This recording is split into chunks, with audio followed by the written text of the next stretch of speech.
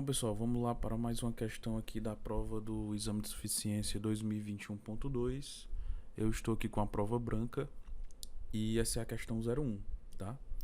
É uma questão aqui que trata da NBC TG 27R3 de ativo imobilizado, tá? É uma norma até agradável de estudar, comparada com outros CPCs, com outras normas, né? Então, e é um assunto que todo ano, pelo menos uma ou duas questões estão sendo abordadas relativas a esse assunto.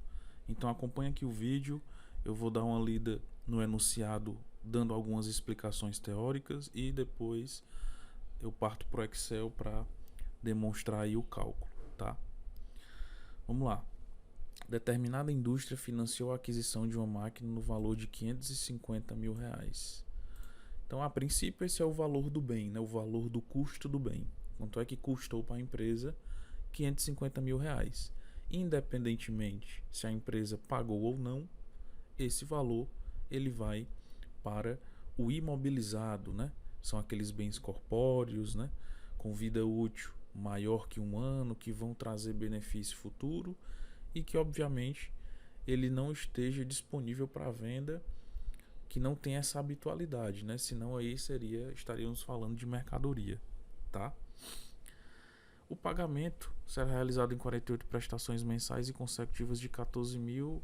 Essa informação aqui do pagamento para fins de depreciação, que é o que a questão quer, é irrelevante, tá? Caso a questão pedisse algo relacionado a registro contábil, ao tratamento do passivo, seria viável, essa informação seria útil. Porém, nesse caso não é, tá? A indústria despendeu mais 5 mil em documentações e transporte para deixar a máquina apta. Essa informação aqui é importantíssima, porque a empresa ela teve um gasto a mais para deixar a máquina à disposição da indústria. Todo esse gasto a mais, ele entrará no custo do bem. Então, esses 5 mil ele vai somar com os 550 originais do bem. Sempre que tiver esse tipo de gasto, que antes, né, na pré-operacional, que insira, que agregue ao valor do bem, ele será inserido ao custo original do bem. Tá? Então os mais comuns aí é despesa de manuseio, de instalação, documentação, frete, né? Esses gastos são os mais comuns.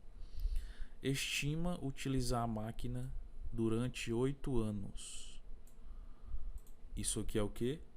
Vida útil, tá? Vida útil aí de 8 anos. E quem é que estima?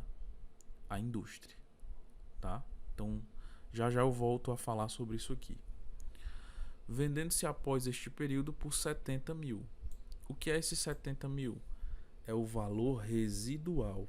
É um valor estimado na qual a empresa pretende vender esse bem futuramente, né? É uma estimativa.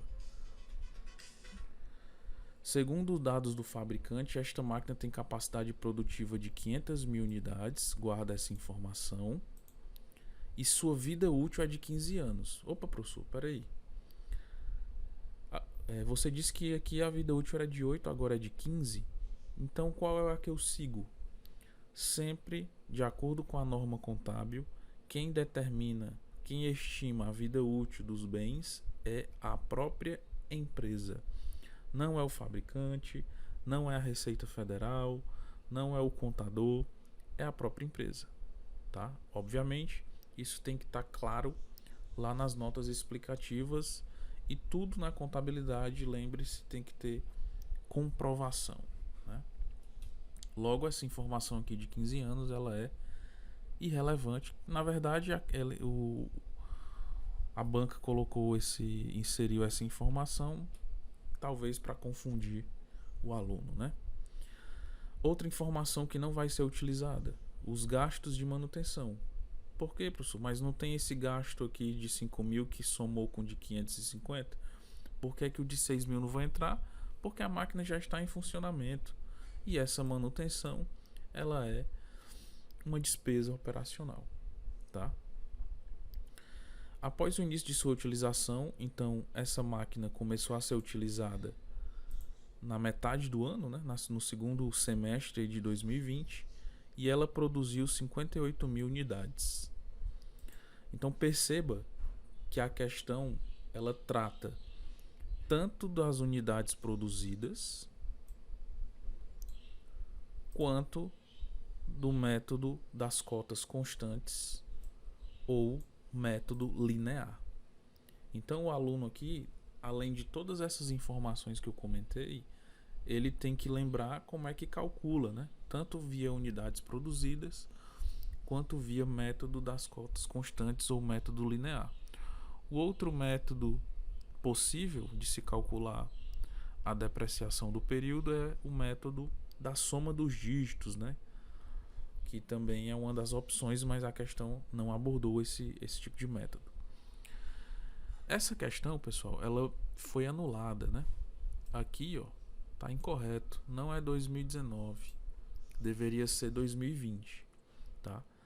Porém, vamos resolver essa questão aqui como se fosse 2020, beleza? E o que a questão quer? A despesa de depreciação. Cuidado. Algumas questões que tratam de imobilizado também pode pedir o valor contábil, né? Ou a depreciação acumulada, ou a despesa de depreciação. Então nem sempre as questões de imobilizado elas vão pedir a mesma coisa. Então essa questão até tem um enunciado interessante, tá? Achei pertinente trazê-la para vocês aqui. E vamos lá para o Excel tentar calcular aqui esses valores, trazer esses valores para o Excel, né? Então eu tenho o seguinte, pessoal, eu tenho a máquina no valor de 550 mil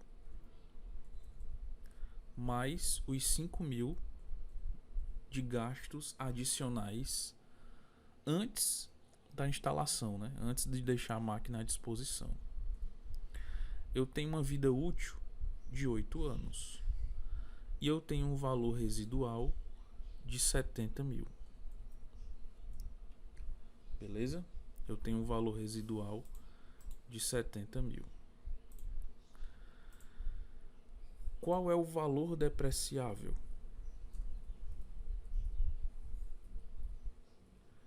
O valor depreciável é o valor da máquina mais o gasto que eu já incluí aqui na soma, menos o valor residual.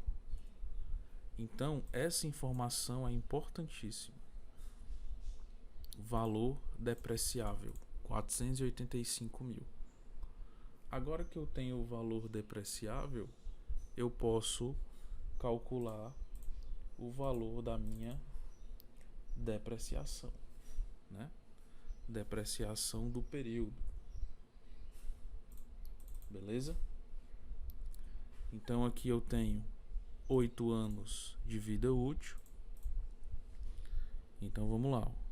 Igual valor depreciável dividido pela vida útil.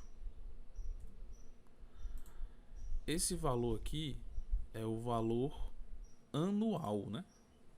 Então, por ano, essa máquina perde contabilmente o valor de 60 mil, tá? Em breve teremos mais vídeos aqui no canal sobre depreciação, na qual eu posso falar sobre os outros métodos e também sobre a depreciação acumulada, né? Se eu dividir esse valor por 12, eu tenho o mês. E se eu multiplicar esse valor por 6, eu teria o gabarito, né? Seria essa resposta aqui. Então, a depreciação de 2020. Beleza, pessoal? Depreciação de 2020. Então, por que você multiplicou por 6, professor? Porque lembre-se do enunciado, né?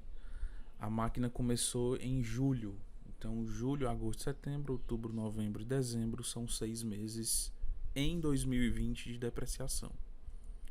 Se a questão tivesse pedido 2021, a resposta seria 60.625 pelo método linear. Tá? Peças produzidas, isso seria uma resposta. Depois nós vemos o enunciado.